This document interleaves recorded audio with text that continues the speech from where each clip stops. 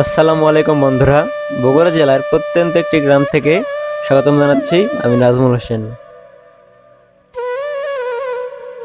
একাত্তরের মহান মুক্তিযুদ্ধে স্বাধীনতার ঘোষক মেজর জিয়াউর রহমানের গ্রামের বাড়ি তুলে ধরবো আজকের ভিডিওতে।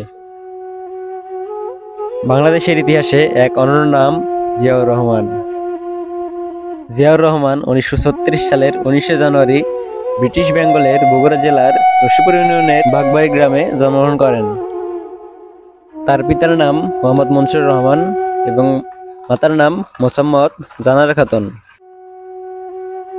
জিয়াউর রহমানের ছোটবেলা কেটেছে এই বাড়িটিতেই।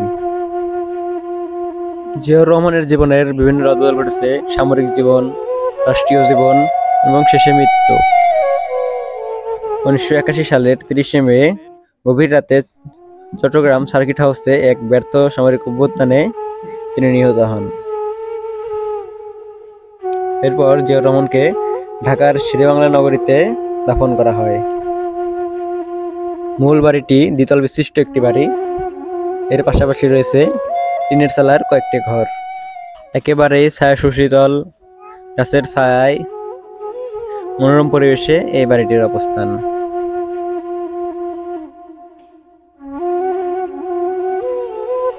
এই বাড়ির পাশে রয়েছে একটি পুকুর পাড়, যেটিও এখন অবহেলায় অযত্নে পড়ে আছে। এই বাড়িতে এখন তাদের বংশী কেউ বসবাস করছে কিনা জানতে পারি নাই, তবে যারা বসবাস করছেন তারা কথা বলতে নারাজ। এই দুটো কবর হলো জিয়াউর রহমানের পিতা ও মাতার। বাড়ির ঠিক সামনেই এখানে তাদের দাফন করা হয়েছে।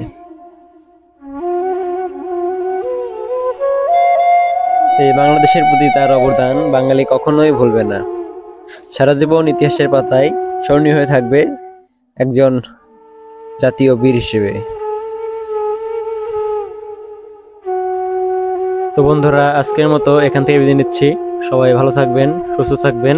আল্লাহ হাফেজ।